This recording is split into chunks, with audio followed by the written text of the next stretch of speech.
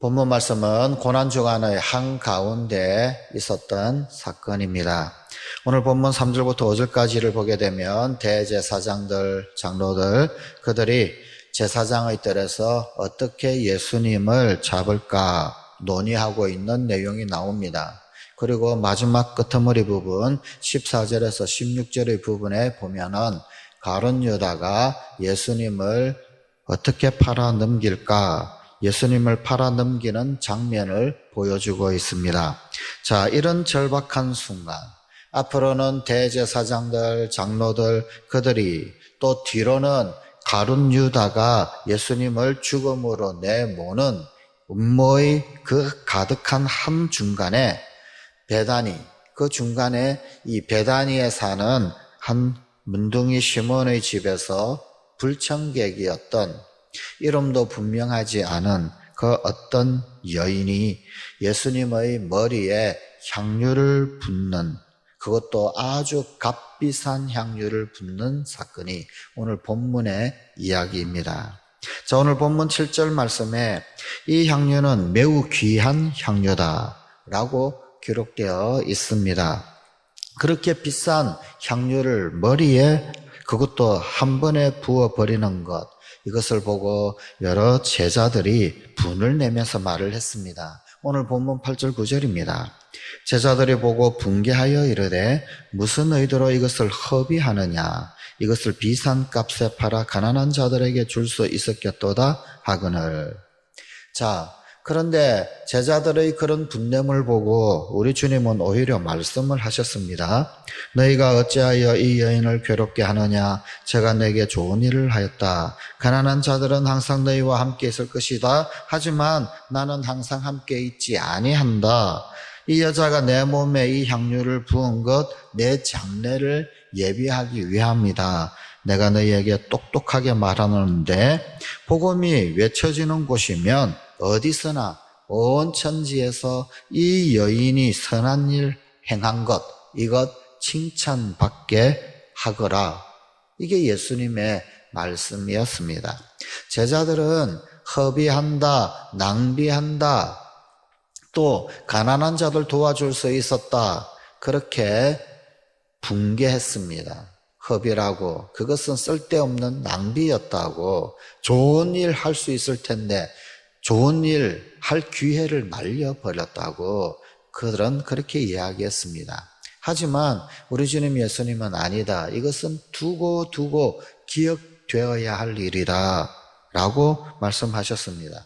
자, 우리 주님의 이 대비되는 이 말씀은 우리에게 도대체 어떤 교훈을, 어떤 도전을 던져주고 있습니까?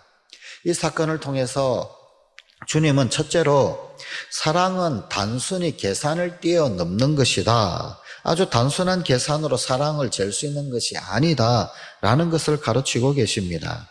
사랑을 하면서 받을 것을 계산을 한다? 그것은 참 사랑이 아닙니다.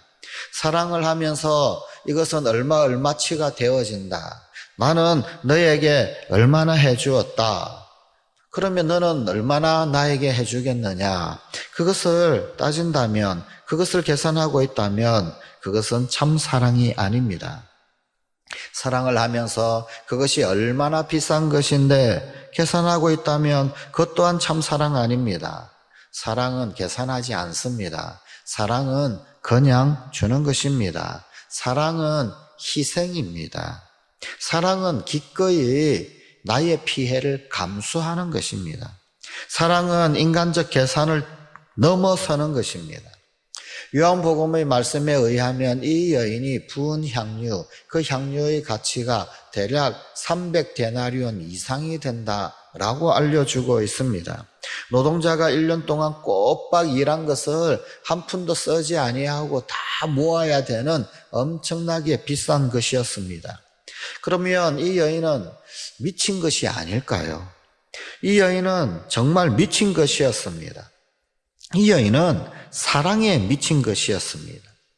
예수님께서 자신을 구원해 주신 것을 생각할 때, 예수님께서 죽어 마땅한 자신을 살려주신 그 은혜 생각할 때 예수님께서 지옥으로 들어가던 자기를 끄집어내어 하나님의 거룩한 딸 삼아 주신 것, 이것 생각할 때 이까짓 향유 몇 방울쯤이야.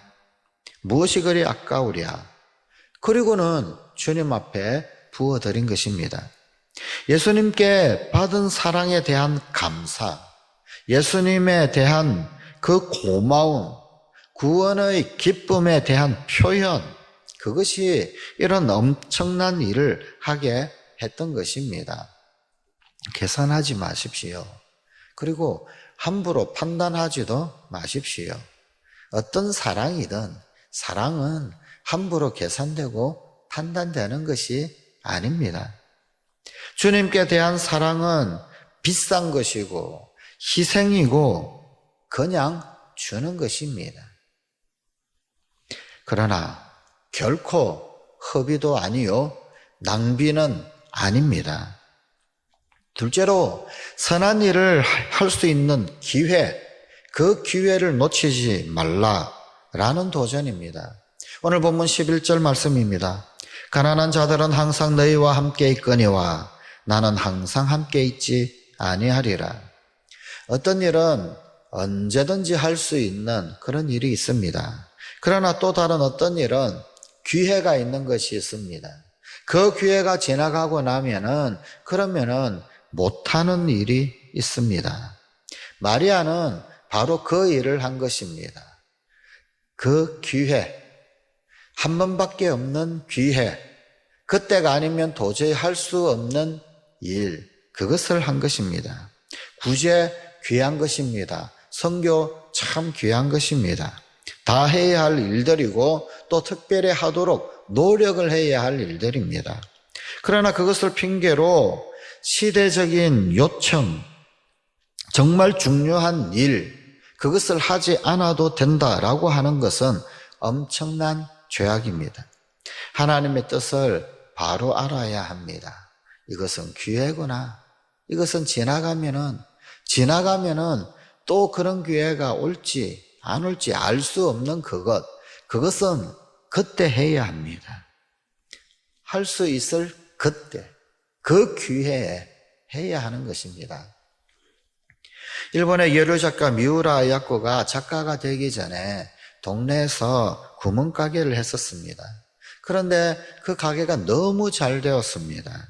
나중에는 물건을 트럭으로 그렇게 공급을 해야 될 그런 지경이었습니다. 어느 날 퇴근한 남편이 이 미우라 아야코에게 이런 말을 했습니다.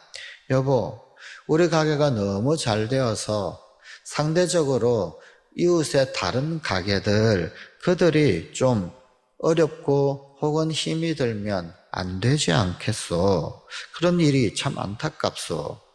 이것은 하나님 뜻에 어긋나는 것이 아니겠소. 그런데 이 말에 미우라 아야코가 자극을 받았습니다. 그래서 손님이 계속 옴에도 불구하고 또 그래서 물건이 동남에도 불구하고 상품을 더 갖추지를 않았습니다. 그리고 손님이 오면 이웃 가게로 보내주곤 했습니다. 그러니까 시간이 나기 시작했습니다. 그래서 빈 시간에 글을 썼습니다. 소설을 썼습니다. 응모를 했습니다. 당선이 되었습니다. 그리고는 가게에서 번 돈보다도 훨씬 더 몇백 배의 그런 돈을 벌었습니다. 그 소설이 그 유명한 빙점이라고 하는 소설입니다. 할 수 있을 그때 선을 했더니 오히려 복이 되더라라는 것입니다.